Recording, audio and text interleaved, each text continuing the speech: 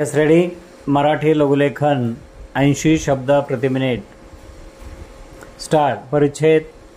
जग बदलण्यासाठी शिक्षणासारखे दुसरे प्रभावी शस्त्र नाही. नेल्सन मंडेला. हे प्रसिद्ध वाक्य शिक्षणाचे महत्त्व अधोरेखित करण्यासाठी पुरेसे आहे आणि आपल्या देशाचा विचार करता त्याची यथार्थता आणखीनच स्पष्ट होते. एका तरुण लोकशाहीच्या रूपात आपला देश शैक्षणिक आघाडीवर घोडदौड करीत आहे. देशाच्या शिल्पकारांनी मोठी दूरदृष्टी ठेवून शैक्षणिक प्रगतीला कायम महत्त्व दिले. त्याची फळे एक देश म्हणून आज आपणास चाखायला मिळू लागली आहेत. पूर्वीपासूनच भारतात शिक्षणाला महत्त्वाचे स्थान राहिलेले आहे.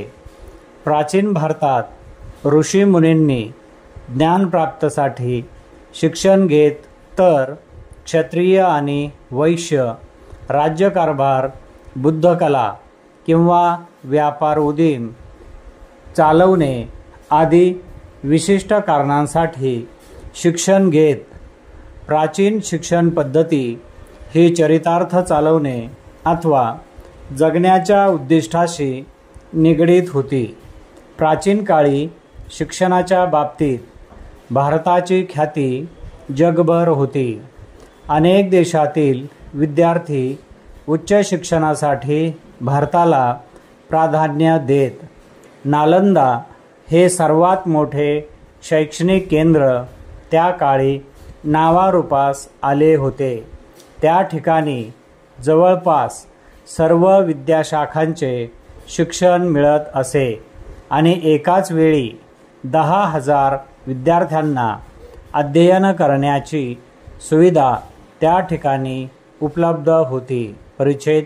आधुनिक भारताबाबत बोलायचे झाल्यास ब्रिटिश काळात केवळ विशिष्ट उच्चभ्रू वर्गासाठी शिक्षणाच्या संधी उपलब्ध होत्या. स्वातंत्र्य प्राप्तीनंतर मात्र आपल्या धोरणकर्त्यांनी ही शिक्षण पद्धती बदलण्यासाठी मोठी मेहनत घेतली.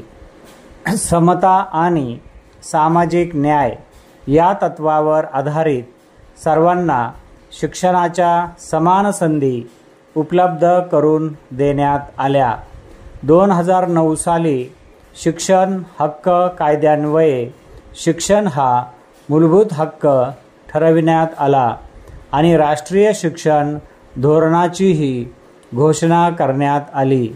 याचबरोबर सर्व शिक्षा अभियान आणि माध्यान्ह भोजन यासारख्या उपक्रमांद्वारे शिक्षणाचे सार्वत्रिकीकरण करण्याचे प्रयत्न आपल्या धोरणकर्त्यांनी सुरू केले. परिच्छेद.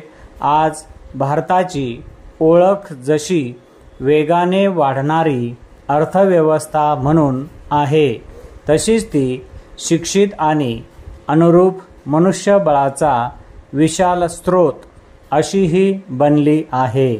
उच्च शिक्षित, तंत्रकुशल आणि शास्त्रीयदृष्ट्या प्रशिक्षित भारतीय नागरिक जगाच्या कानाकोपऱ्यात विविध प्रकारची कामे करून देशाचे नाव उंचावत आहेत.